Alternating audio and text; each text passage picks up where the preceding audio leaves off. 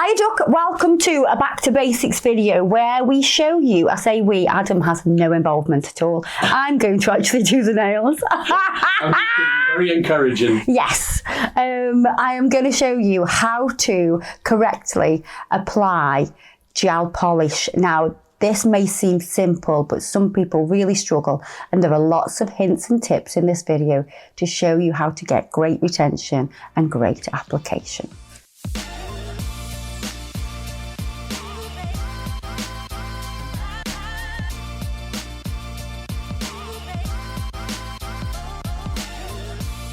We've got our lovely Aliana Thumb today. She's going to be helping us with this process.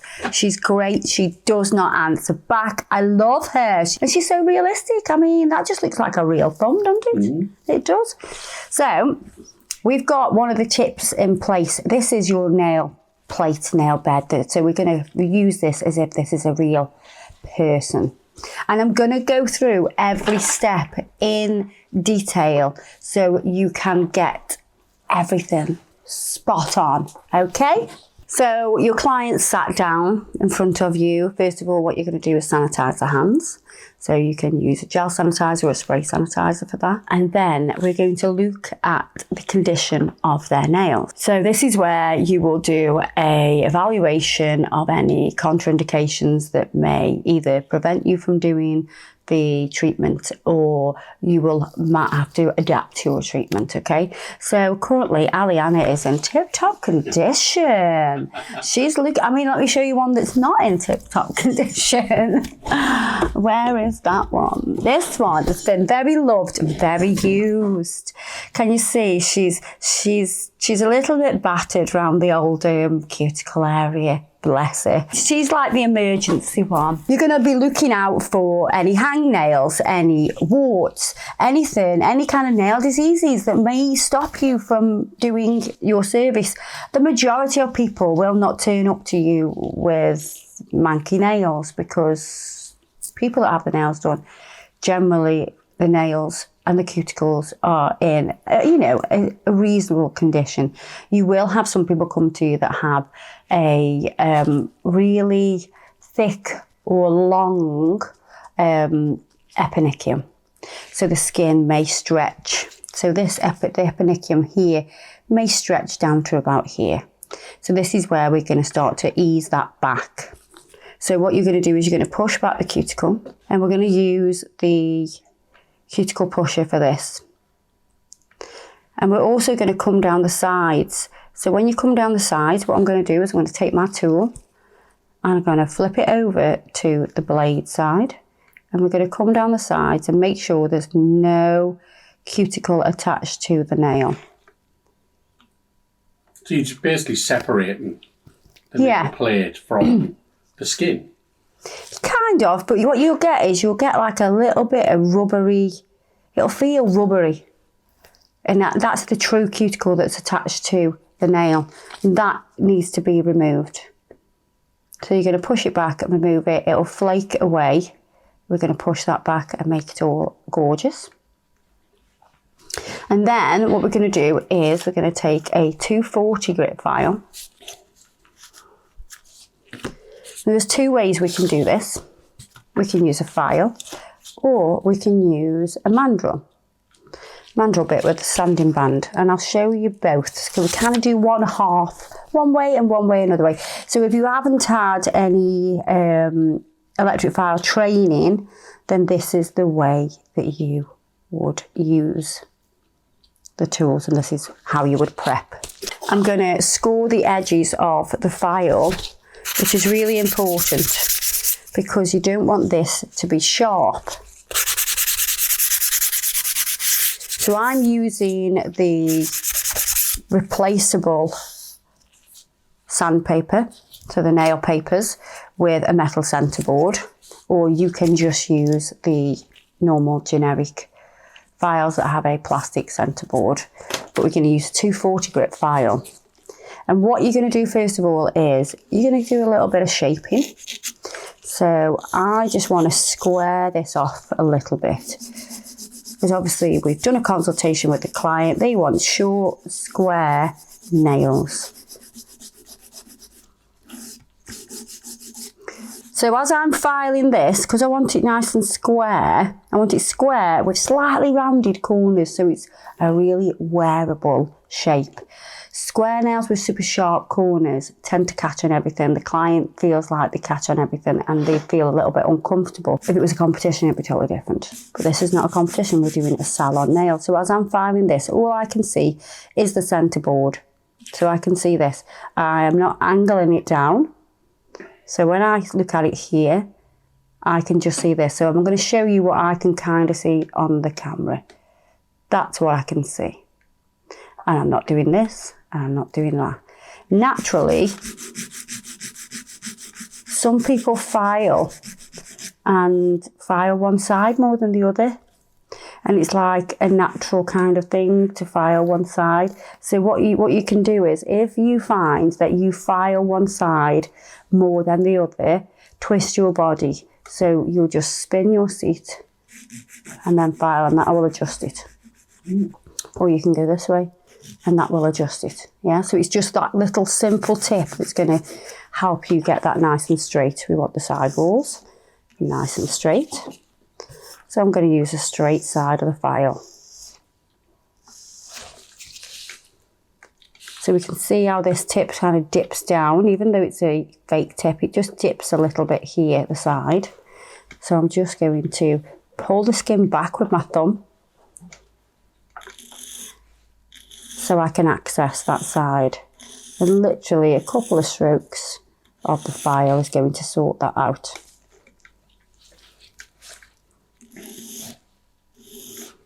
Matching both sides. So I'm looking at it from this way now. So I'm taking it off and I'm looking at it from the other angle. So what you would do is you would get your client's hand and you would flip it over and look at it from this angle. So your client sat here, you've got this view, and then you're going to flip it over and have a look at it straight, because it looks very different when they turn the hand. So that's really important as well. So if we look at this, we've kind of got the shape. Let's get rid of that bit of plastic from underneath. And we've done the shaping, okay? So it's giving us a good foundation to work on. What we're going to do now is we're going to prep the surface. So again, you'll notice I pinch the skin, I pinch it back. So you can see that the tip fits. Even though this is a prosthetic hand, we can pinch the skin. And this is the same motion as you're going to do with a client. And I'm just going to start to remove surface shine from this nail. And you can even come in like this. If you struggle to get in these corners, turn your file around and just rub it. And then you know you're getting in to all of it. Just give it a rub and you're going to etch that and get rid of that shine. So minimal pressure, you're not pressing hard, you're not going like this. We're preserving the natural nail because we're doing a gel polish application. It's really important. No matter what application you're doing, you want to look after that natural nail.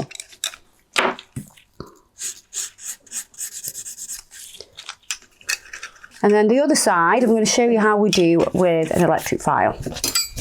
For those of you that know how to use one, you had your training and everything like that. So what I like to do, we've got two mandrel bits. I'm going to show you the difference.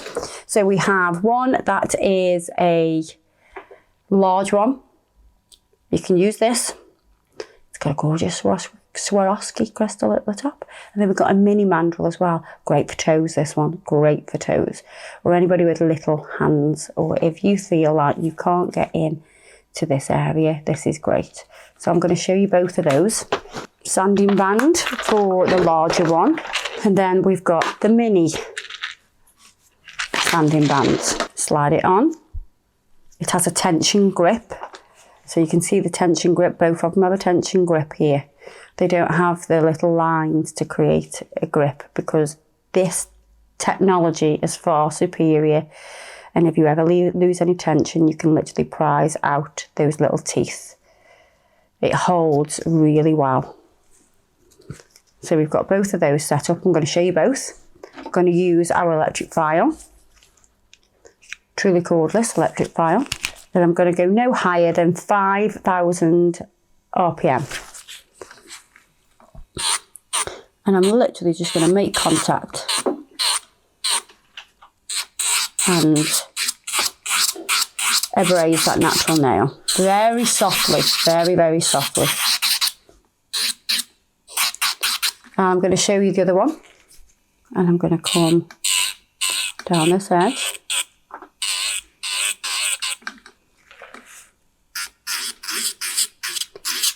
And it is personal preference. But if you're doing toes, obviously this makes less contact because it's smaller, so it may take a little bit longer. So we're all abrased. So these are disposable, so they can go straight in the bin once you've used them on your client. Let's dust this off. Then I'm going to wipe over with clean up solution. So what the clean up solution is going to do is it's going to dehydrate the nail, and it's also going to clean it of any debris. So you want to use this to come right around that cuticle area and make sure there is no dust or anything that is going to interfere with your application. If you leave a little bit of dust around these kind of nail folds here, it will interfere with your application. So the next step is to use the base coat. So you don't need a primer. Think of the base coat as your primer. We've already dehydrated and cleaned up with the cleanup solution, okay? Then we're going to use base coat super thin. Do not put this on thick. You don't need to put it on thick, meaning it's going to last you a long time, this bottle is. Do you know what I mean? Let's be cost effective. I'm going to pull down the middle first. I've bounced to the cuticle, pulled down. Now I can concentrate on the sides. The sides are going to be your most difficult area because what you don't want to do is touch the skin. We're going to make sure we cap that free edge. So you see how I brushed across the free edge.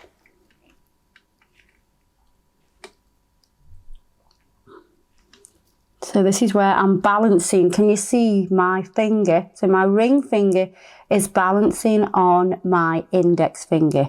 And this is going to make sure that I'm super balanced.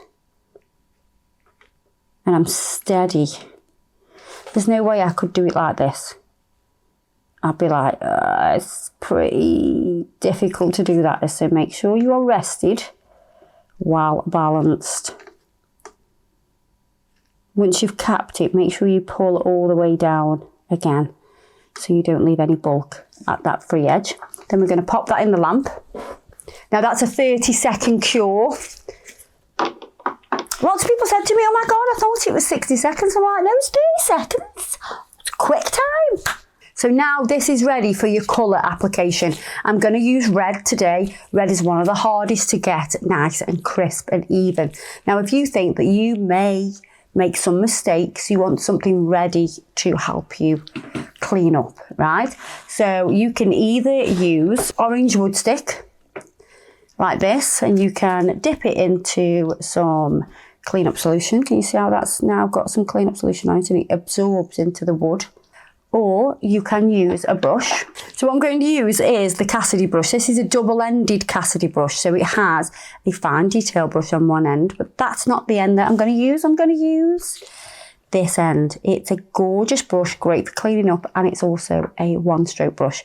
So we're going to use that.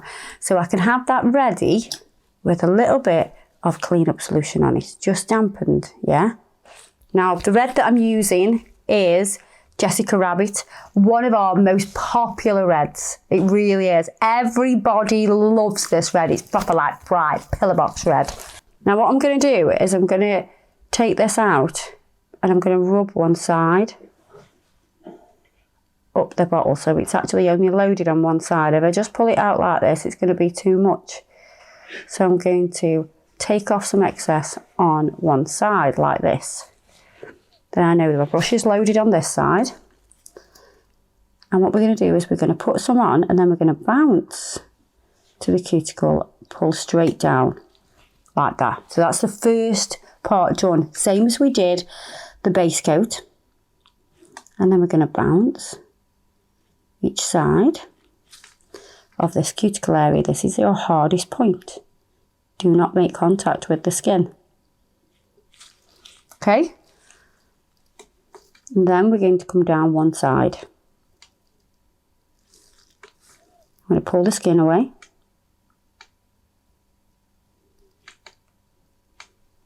Right down the side. Then I'm going to come to this side.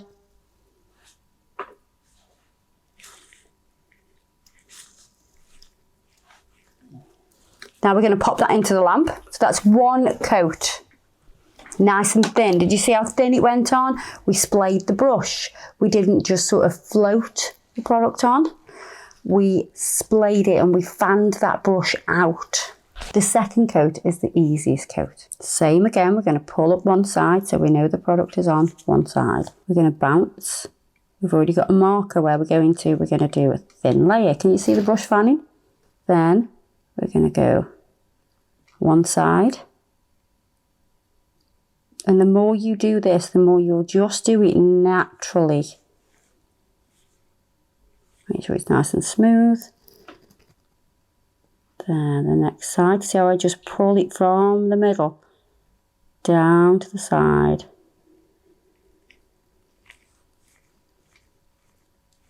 Smooth through. Make sure you have no lumps and bumps. The beauty of gel polish is you can smooth through. You cannot do that with nail varnish. Normal nail varnish, you cannot do that. It will just start going all streaky and all gooey, whereas this does not set until you put it in the lamp. You can keep moving it around. If you need to clean up, you can clean up that cuticle area. Make sure you get that. If you do need to clean up the area, make sure every little bit of that gel is gone, because if there is still a little bit of gel and you go in with your brush again, gel will go where gel has been, even if you can't see it. So make sure every bit is gone, because when you put that brush up to it, it will just naturally want to bleed where the gel has already been. Isn't that just a gorgeous colour? Ah, I love it. I can see fluff. My God, I can see fluff already. Now, if you get, this is what happens sometimes, you get a bit of fluff. So I'm going to take this brush and I'm literally going to pull that fluff off. So it has a little bit of clean-up solution on. And we're just going to capture that, pull that off. Now, if you've got a client that keeps touching their clothes and things like that, and they keep getting fluff on, do you know what you should do? Just top coat that in. Just top coat it in and tell them it's their own fault because they kept touching everything. So if you want those fluffy bits in your nails, then you keep touching yourself. That's fine, I'm going to top coat that in. But obviously you need to tell them to not do that. Top coat. Different application, we're going to float. So I've made contact and I'm floating. I'm going to come and make sure I go directly over the top. I'm not splaying the brush. And I'm literally dragging the product down. No, I didn't know this. Why? Because if you splay the brush, it will be more of a streakier application and it will not be smooth and it won't be as shiny. I thought that's what it was, but I've never, like in all of the years. Have I never explained that? The first. Oh my God, yes, so we're floating. Because it was self-level. Just cap that. If there's any bulk, you need to come through and smooth. And then into the lamp we go.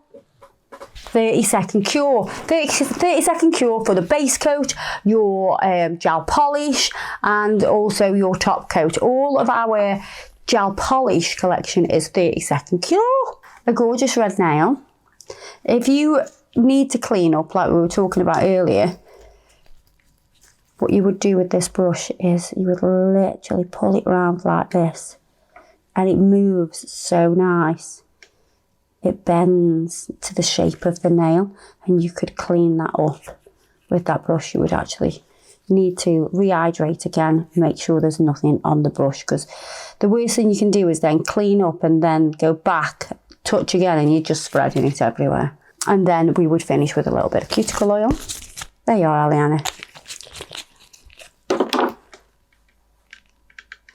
Now what I like to do, if you're going to take photos of your nails and you've done this, can you see? Can you see what's happened? It's got all oil on it. Yeah, and it's lost its shine. Yeah, it dulls it. People just put loads of oil on thinking it's going to cover a multitude of sins. No, your sins are still visible, I promise you. But you've just made your nail dull.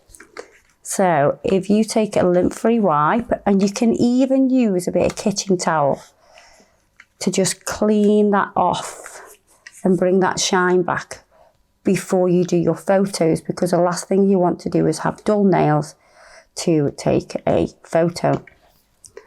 And I have a gorgeous gel polish application that's going to last.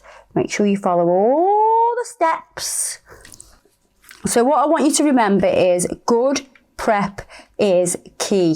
If you leave any of that cuticle onto the natural nail plate, then the product sits on top of that. It will work its way loose because it's not designed to sit on the top of cuticle. So that needs to be removed. And sometimes the cuticle, and 9 times out of 10, the cuticle is like pretty invisible because it's attached to the nail. And I'm going to do like a little drawing. You know I like to do my drawings. So if we look at the nail, so this is a nail.